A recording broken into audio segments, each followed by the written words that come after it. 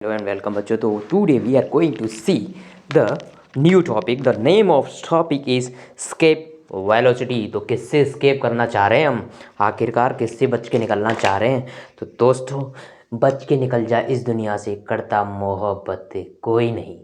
तो बच के तो इस दुनिया से निकलना पड़ेगा, तो ठीक है। लेकिन अभी फ़िलहाल अपन नहीं निकलते, किसी एक मास को निकालते हैं अर्थ के ग्रेविटेशन से बाहर। तो एस्केप करना वर्ड से तो आपको समझ में आ रहा होगा, कोई चीज़ छोड़ के भाग गई भाई, एस्केप कर गई, किसी चीज़ से कट के निकल गई भाई, एस्केप कर गई, किसी चीज़ से दूर हो गई। तो एस्केप मतलब एक तरह से छोड़ना, किसी चीज़ को वहाँ से निकल जाना, ठीक है। तो एस्केप कर जाना उस जगह से। तो भाई एस्केप करने के लिए यदि आपको कोई मास है जो अर्थ पे रखा हुआ है, आप बोल रहे हो कि अर्थ से एस्केप कराना है उसको, मतलब अर्थ के ग्रेविटेशन फील्ड से बाहर निकाल देना है, अर्थ के ग्रेविटेशन फील्ड से बाहर निकाल देना है। लेकिन आपको पता है ग्रेविटेशन का जो फील्ड है, ग्रेविटेशन का जो फोर्स है, वो इनफाइनाइट डिस्टेंस तक लगता ही रहता है, काफ़ी दूर डिस्टेंस तक लगता ही रहता है। ग्रेविटेशन पुल काफ़ी डिस्टेंस तक लगता रहता है, ग्रेविटेशन फोर्स। तो इसका मतलब ये हुआ, यदि कोई चीज़ को बोल रहे हो कि अर्थ के ग्रेविटेशन फील्ड से एस्केप कराना है, मतलब वो इनफाइनाइट डिस्टेंस पे चला जाना चाहिए। कितनी दूरी पे चला जाए अर्थ से इनफाइनाइट डिस्टेंस पे चला जाए। वहाँ पे जाके आप बोल दोगे कि भाई अभी ये एस्केप कर चुका है, अभी ये एस्केप कर चुका है, कहाँ से, अर्थ के ग्रेविटेशन फील्ड से। अच्छा, इनफाइनाइट पे चला गया, मतलब उसकी टोटल एनर्जी कितनी है भाई, ज़ीरो हो गई। देखो, ये जो पोटेंशियल एनर्जी है ना, ये जो चिलमन है ना, ये दुश्मन है हमारा, लेकिन फिलहाल पोटेंशियल एनर्जी की बात करते हैं। ये जो पोटेंशियल एनर्जी होती है वो क्या करके रखती है भाई, बाइंड करके रखती है, चीज़ों को बांध के रखती है, बांध के, ठीक है, बांध के रखती है। यदि किसी की पोटेंशियल एनर्जी नेगेटिव है, तो मैंने आपको पहले ही बताया था जब पोटेंशियल एनर्जी पढ़ाई थी, पोटेंशियल एनर्जी का मतलब चीज़ें बंधी हुई हैं। पोटेंशियल एनर्जी ज़ीरो हो गई, मतलब अब बंधन तो बंधन तो प्यार का बंधन नहीं रहा, अब ये एस्केप का बंधन हो गया। मतलब यदि पोटेंशियल एनर्जी ज़ीरो हो गई आपकी, इसका मतलब ये हुआ कि आप इनफाइनाइट डिस्टेंस पे पहुंच चुके हो। अब जो अर्थ है उस मास पे जो यहाँ से निकला है, उस पर कोई फोर्स नहीं लगा रही, कोई फोर्स नहीं लगा रही, क्योंकि अब जो पोटेंशियल एनर्जी नेगेटिव नहीं है, अब ज़ीरो हो गई। यदि पोटेंशियल एनर्जी ज़ीरो से नेगेटिव या पॉजिटिव हो जाए या नेगेटिव हो जाए, इसका मतलब दो चीज़ें आपस में एक दूसरे को अट्रैक्टिव फोर्स से खींच नहीं रही एक दूसरे की तरफ। मैंने बताया था ना आपको, कई लोग ऐसे बताते हैं कि यदि दो चीज़ों के बीच में फोर्स अट्रैक्टिव इन नेचर है, तो इसका मतलब वहाँ पर जो ग्रेविटेशन पोटेंशियल एनर्जी वो नेगेटिव होगी। नहीं यार, यदि कोई मास इनफाइनाइट डिस्टेंस पे भी चला गया है, तो अर्थ से यदि मैं आपसे पूछूं कि अर्थ के और उसके बीच में नेचर क्या है ग्रेविटेशन फोर्स का, तो नेचर तो अभी भी अट्रैक्टिव ही है, लेकिन अब वो अट्रैक्ट कर नहीं रहा। क्यों नहीं कर रहा, क्योंकि वो इतनी डिस्टेंस पे चला गया। मतलब कुल मिला के यदि कोई साथ छोड़ दे, वो फोर्स लगाना बंद कर दे, अट्रैक्टिव फोर्स है ना, नेचर की बात नहीं हो रही, नेचर तो अभी भी अट्रैक्टिव है, लेकिन वो नेचर अब काम नहीं आ रहा ना, काम नहीं आ रहा, वो अट्रैक्शन उनके बीच में बचा नहीं है, अब अट्रैक्शन उनके बीच में बचा नहीं है। तो अट्रैक्टिव फोर्स जब दो मासेस के बीच में जब अट्रैक्टिव फोर्स नहीं हो, जीरो हो जाए या तो फिर ग्रेटर देन जीरो हो जाए, तो इसका मतलब अब वो एक दूसरे से बाउंडेड नहीं है, बंधे हुए नहीं है। मतलब इनफाइनाइट डिस्टेंस पे पोटेंशियल एनर्जी जीरो हो जाती है, वही तो बताती है ना बाइंड। और वहाँ पर इनफाइनाइट डिस्टेंस पे चले गए, इनफाइनाइट डिस्टेंस पे जाने के बाद अपन ऐसा कंसिडर कर लेते हैं कि इनफाइनाइट पे जाके वो रुक गया। ऐसा भी हो सकता है कि इनफाइनाइट पे जाके भी किसी वेलोसिटी से चलता रहे, उससे मुझे मतलब ही नहीं है ना। इनफाइनाइट से आगे कहाँ निकलेगा, इनफाइनाइट पे जाके उसे रुकना ही पड़ेगा। जब किसी चीज़ को इनफाइनाइट ही बोल दिया, इसका मतलब वहाँ से आगे कहाँ जाएगा वो। तो इनफाइनाइट पे उसकी काइनेटिक एनर्जी भी जीरो मान लेंगे और पोटेंशियल एनर्जी भी जीरो मान लेंगे। इसका मतलब नेट टोटल एनर्जी फाइनल उसकी जीरो हो जाएगी। तो अब उसको बोलेंगे कि कोई मास अब जो अर्थ के ग्रेविटेशनल फील्ड से बाहर निकल चुका है, टाटा बाय बाय, खत्म गया, ठीक है। तो इसका करते हैं डारिवेशन। कौन सा क्वेश्चन, डारिवेशन। ये अपनी अर्थ है, मदर अर्थ है, इसीलिए इसका मास कैपिटल एम लेते हैं, मदर अर्थ है। और इसके ऊपर एक छोटा सा प्यारा सा नन्हा सा एक मास रखा हुआ है। तो अभी बताओ, इसकी यहाँ से ये रेडियस है, अभी बताओ यहाँ पर कोई और फोर्स अपन कंसीडर नहीं कर रहे, किसी भी तरह का कोई भी दबाव इसके ऊपर नहीं है बाकी ग्रेविटेशन फोर्स के अलावा। यदि कोई भी दबाव यहाँ पर नहीं होगा, ग्रेविटेशन फोर्स के अलावा यदि यहाँ पर कोई फोर्स नहीं लगेगा, तो दोस्तों आपको पता है energy conservation is valid, energy conservation is valid here, yes. और we apply energy conservation for what, for system, not for individual mass और इंडिविजुअल अर्थ। इंडिविजुअल के नहीं लगाते, जो भी चीज़ें, जैसे अब तक अपन ये कंजर्वेशन लगा रहे हैं एनर्जी का, या फिर अपन मोमेंटम का कंजर्वेशन लगाते हैं, वो हमेशा किसके लिए वैलिड होते हैं, सिस्टम के लिए, सिस्टम भाई सिस्टम। तो सिस्टम के लिए देखते हैं इनिशियल पोटेंशियल एनर्जी कितनी है। सिर्फ ये दो मास हैं, दो मास के सिस्टम के लिए पोटेंशियल एनर्जी होती है जी बड़ा एम छोटा एम अपॉन आर। यही है ना इनके बीच की डिस्टेंस, ठीक है। काइनेटिक एनर्जी, क्योंकि मैं इसको यहाँ से इतनी डिस्टेंस इतनी वेलोसिटी से फेंकना चाह रहा हूँ, इतनी वेलोसिटी से फेंकना चाह रहा हूँ कि ये कभी लौट के ना आए, मतलब ये भाई ऐसे इनफाइनाइट पे चला जाए, इनफाइनाइट पे चला जाए। तो इसका मतलब आप समझ गए क्या होने वाला है यहाँ पर, कि मुझे वो वेलोसिटी निकालनी पड़ेगी हाफ इंटू छोटे वाला का मास, क्योंकि मैं छोटे वाले को फेंक रहा हूँ, अर्थ को थोड़ी उठा के फेंक रहा हूँ। यहाँ पे इस वेलोसिटी को बोलते हैं एस्केप वेलोसिटी, ये वेलोसिटी को एस्केप वेलोसिटी बोलते हैं जब ये अर्थ के ग्रेविटेशन फील्ड से बाहर चला जाएगा। मैं वही वेलोसिटी निकालना चाह रहा हूँ, आखिरकार कितनी वेलोसिटी से मैं फेंकूँ कि ये इसके ग्रेविटेशन फील्ड को बाहर पार कर जाए। अब देखते हैं फाइनली आप यदि देखो तो काइनेटिक एनर्जी तो इनफाइनाइट पे जाके कुछ बचेगी नहीं, और अर्थ चल नहीं रही थी, अब अर्थ चल नहीं रही थी, तो दोनों की काइनेटिक एनर्जी जीरो। यदि यहाँ पे भी आप क्लियर कर देखो तो ये काइनेटिक एनर्जी किस वजह से, इसकी वजह से, अर्थ तो यहाँ भी नहीं चल रही, तो अर्थ की काइनेटिक एनर्जी तो यहाँ भी जीरो। पूरे सिस्टम के लिए ध्यान रखना। अब आप बोलोगे कि आपने ये ग्रेविटेशन पोटेंशियल एनर्जी तो सिर्फ GMM अपन आर लिखी, इस मास के लिए लिखी, इसके लिए क्यों नहीं लिखी? अरे मेरे भोले बच्चे, पोटेंशियल एनर्जी हमेशा एक सिस्टम के लिए ही होती है, एक निकाय के लिए ही होती है, एक पर्टिकुलर कॉन्फ़िगरेशन के लिए होती है। ये जो एनर्जी है ना ग्रेविटेशन पोटेंशियल एनर्जी, ये इस पूरे सिस्टम की है हमेशा। जब मैंने आपको बताई थी चीज़ें, जो M1 M2 दो मासेज हैं, तो उनकी पर्टिकुलर कॉन्फ़िगरेशन की एनर्जी होती है वो -G M1 M2 upon R. Configuration की एनर्जी होती है, इंडिविजुअल मास की नहीं होती है। ध्यान रखना इस बात को, इंडिविजुअल मास की पोटेंशियल एनर्जी नहीं होती है। कहाँ गया ये डस्टर? ठीक है, ये रहा, ठीक है, समझ गए। तो ये फाइनल जीरो, और क्योंकि अब ये स्केप मतलब इनफाइनाइट डिस्टेंस पे चला गया, इनफाइनाइट डिस्टेंस पे अपन पोटेंशियल एनर्जी को क्या लेते हैं? जीरो। सिस्टम के लिए इसका और इसका अट्रैक्शन अब जीरो हो जाएगा, क्योंकि -G M1 M2 upon are से भी देखो ना, तो इनफाइनाइट डिस्टेंस में इनके बीच की डिस्टेंस कितनी होगी? इनफाइनाइट मतलब यहाँ पे इनफाइनाइट पुट करोगे तो ये वैल्यू जीरो आएगी, मतलब इनफाइनाइट डिस्टेंस पे इसकी और इस मास की कंबाइंड जो एनर्जी है वो जीरो हो चुकी। तो यहाँ से हाफ हाफ नहीं, छोटा एम है ना, half mv² equal to value आ रही है जी बड़ा एम छोटा एम अपूर्ण आर। छोटे एम से छोटे आर चला गया, यहाँ से स्केप वेलोसिटी की वैल्यू आई, √2gm upon R, √2gm upon are.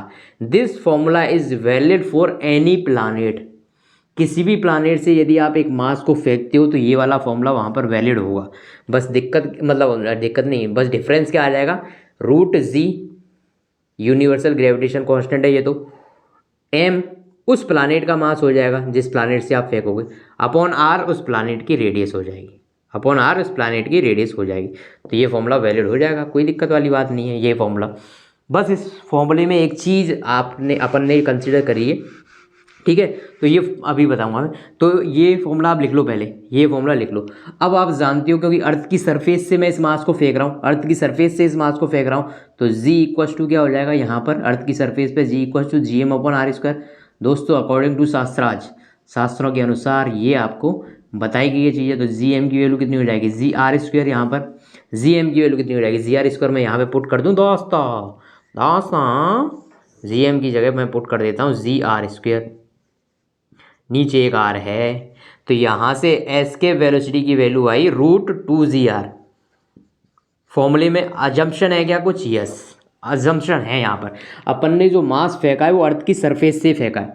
यदि सरफेस से नहीं फेंका होता आपने तो GMM अपॉन आर यहाँ पर नहीं रख सकते थे। यदि किसी हाइट पर होता, यहाँ से ये हाइट h है, तो ये पर r+h हो जाता। समझ गए आप? तो ये फॉर्मूला कब वैलिड है? जब आप इसको कहाँ से फेंक रहे हो? अर्थ की सरफेस से, तब ये फॉर्मूला वैलिड है। और अर्थ की सरफेस से ये वैल्यू √2g इंटू आर होती है, और जी की वैल्यू आप जानते हो 9.8 मीटर पर सेकेंड स्क्वायर है अर्थ की सरफेस पे। आर अर्थ की रेडियस है 6400 किलोमीटर। यदि ये इसमें पुट कर देते हो तो अपनी स्केप वेलोसिटी आती है अर्थ की सरफेस से 11.2 किलोमीटर पर सेकेंड। इतनी भयंकर वेलोसिटी से यदि किसी मास को यहाँ से फेंकते हो, तो वो अर्थ के ग्रेविटेशन फील्ड को हमेशा के लिए छोड़ देगा, यहाँ से चला जाएगा भाई। ये दुनिया, वो क्या बोलेगा फिर जाने के बाद? ये दुनिया, ये महफिल मेरे काम की नहीं, चलो नोट करो, मैं नोट करो पहले इसको पूरा, मैं साइड हो जाऊँ आपके लिए। नोट कर लो इसको। नोट करने के बाद मैं आपको कुछ नई चीज़ बताने वाला हूँ, ठीक है। √2g वैल्यू आ गई 11.2 किलोमीटर पर सेकंड। अच्छा एक चीज़ मैं आपको यहाँ बता दूँ, मास से फ़र्क नहीं पड़ता ये मास कितना छोटा है कितना बड़ा है, क्योंकि मास फॉर्मूले में आ रहा है क्या यहाँ पर, नहीं। मास कितना भी छोटा हो कितना भी बड़ा हो, बस आपको इतनी वेलोसिटी से यदि आपने उसको फेंक दिया तो भाई वो अर्थ के ग्रेविटेशनल फील्ड को पार कर जाएगा। बस इस फॉर्मूले में क्या अजम्पशन है ये ध्यान रखना कि जो मास है अपना अर्थ की सरफेस से फेंका गया है, अर्थ की, ठीक है, लिख लिया यहाँ तक। अब देखते हैं अपन एक क्वेश्चन आपसे। मैंने आपसे कहा कि एक हाइट पर है, आपको पता है अपना अभी क्या करना है, एक मास को फेंकना है, सेम ऐसा ही कुछ मास है, लेकिन अब इस बार वो अर्थ की सरफेस पे नहीं है, वो कहाँ पर है, जहाँ पर जी की वैल्यू g/4 है, मतलब यहाँ पर g' की वैल्यू g/4 है, इतनी हाइट पर ये मास रखा हुआ है। यहाँ से अब आपको एस्केप कराना है इसको, तो इस जगह पर कितनी वेलोसिटी होनी चाहिए, तो ऑब्वियसली पहले ये बताओ 11.2 से कम होगी या ज़्यादा होगी, 11.2 से कम होगी या ज़्यादा होगी। देखो ये अर्थ से ऑलरेडी दूर है, मतलब अर्थ का इफेक्ट इस पर ऑलरेडी कम हो गया, Gmm/r से देखें तो r यहाँ से यहाँ पर तो कैपिटल R थी, लेकिन इस बार r+h हो गई। r+h होने की वजह से जो पोटेंशियल एनर्जी की वैल्यू वो तो ऑलरेडी कम हो गई, ऑलरेडी इस पर अर्थ का पुल कम है।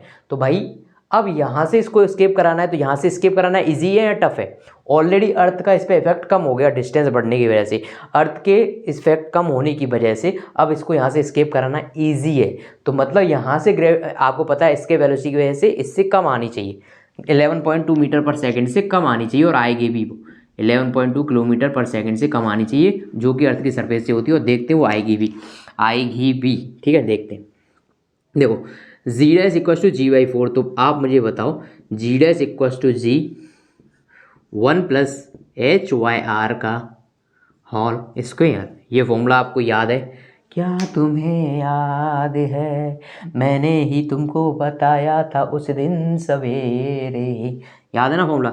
तो इतनी हाइट पे गए जहाँ पर g' की वैल्यू कितनी होगी, g/4 यहाँ पर वैल्यू हो चुकी है, आपको निकालनी है कितनी हाइट होगी वो। तो ये मैंने लगाया यहाँ से g गया, 1+h/r का होल स्क्वायर की जो वैल्यू आई वो कितनी आई, 4, ठीक है। तो यहाँ से 1+h/r की वैल्यू आएगी +-2,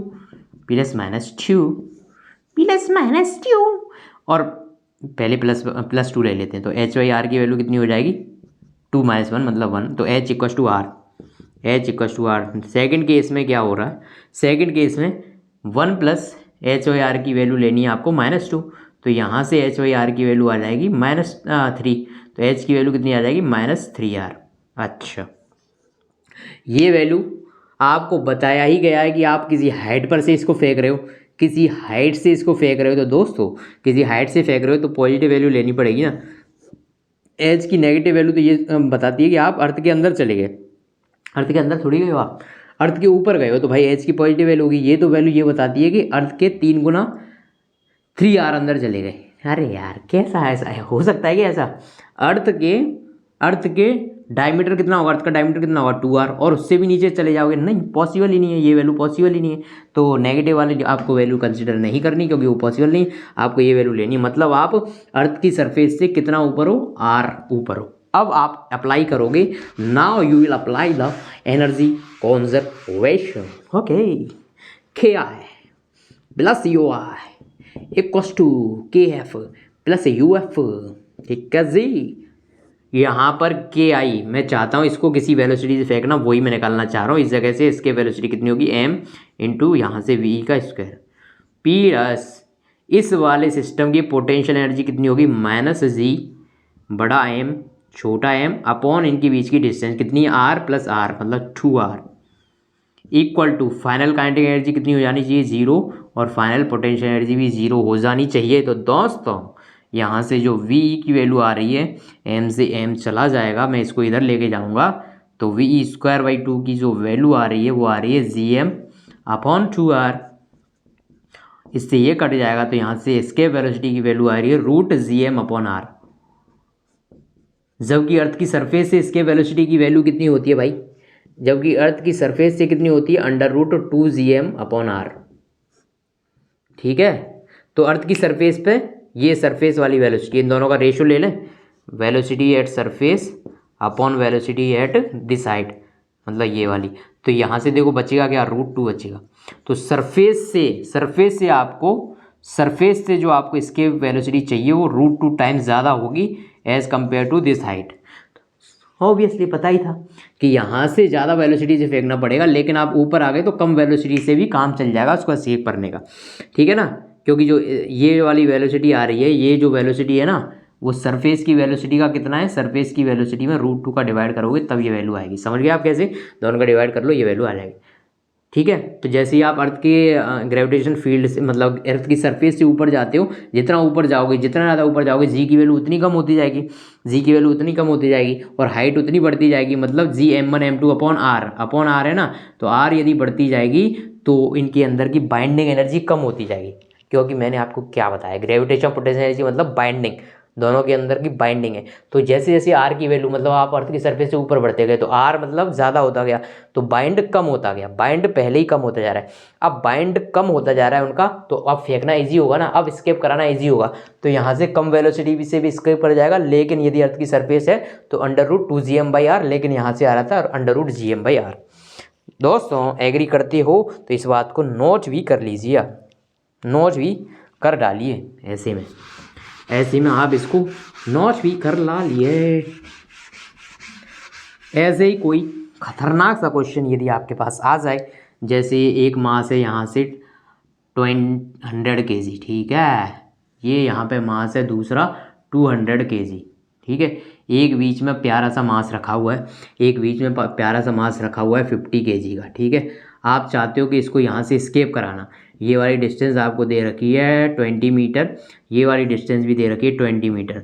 आपसे पूछा है कि इसको यहाँ से किस वेलोसिटी से फेंका जाए ताकि ये स्केप कर जाए। आपको करना क्या है, करना कुछ नहीं है, यही करना है, KI + UI = KF + UF। Infinite distance में जाने के बाद आपको पता है फाइनली तो सारी टर्म 0 होनी चाहिए इस सिस्टम में, याद है ना।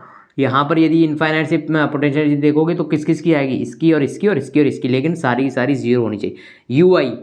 UI में देखो कितनी पोटेंशियल कंसिडर होंगे, इस वाले सिस्टम की और इस वाले सिस्टम की, यहाँ पर 2 बनेंगे, समझ गए ना, 2 बनेंगे। इस वाले पे कौन कौन सी पोटेंशियल होगी, इस वाले सिस्टम की वजह से और इस वाले के, तो ये वैल्यू आ जाएगी -G 100 × 50/r 20, दूसरी -G M1 मतलब 100 × M2, सॉरी 100 नहीं 50 × 200 अपॉन इनके बीच की डिस्टेंस कितनी है 20, ठीक है। ये तो पोटेंशियल एनर्जी हुई, एक इस सिस्टम की, एक इस सिस्टम की। अब मुझे चाहिए कितनी वेलोसिटी से मैं फेंकूँ, तो मास कितना है मेरा 50 m × v का स्क्वायर +0 यहाँ से आप वेलोसिटी निकाल सकते हो कि कितनी वेलोसिटी से आपको फेंकना पड़ेगा ताकि ये स्केप कर जाए, स्केप कर जाए, स्केप। ठीक है, समझे? काजी समझो जी, समझो ना इस बात को, समझो ना। यदि ऐसा कोई भी क्वेश्चन आ जाए आप, अच्छा 2 प्लानिट हो ऐसे, एक ये प्लानिट है जिसका मास मैं मान लूँ कि 10⁻26 kg है, ऐसे ही एक दूसरा प्यारा प्लानिट है जिसका मास 10⁻3 kg है, ठीक है। एक यहाँ पर मास है 10 kg का। अब ये सारे इनलाइन है, एक ही लाइन में। अब आप क्या चाह रहे हो कि ये जो है ना, ये इनकी बीच की डिस्टेंस भी दे रखी है, इनकी बीच की डिस्टेंस मान लो 10⁻24 मीटर है। अब आप चाह रहे हो कि इस वाले मास को आप स्केप करा दो यहाँ से, तो भाई वही बात है, इजी बात है। सबसे पहले तो फाइनली सारी चीज़ें 0 हो जानी चाहिए। इनिशियली देखते हैं पोटेंशियल एनर्जी, काइनेटिक एनर्जी। तो इनिशियली इसको कुछ ना कुछ काइनेटिक एनर्जी चाहिए, 1/2 × इसका मास × इसकी वेलोसिटी का स्क्वायर। अब देखते हैं पोटेंशियल एनर्जी किस किस वजह से होगी।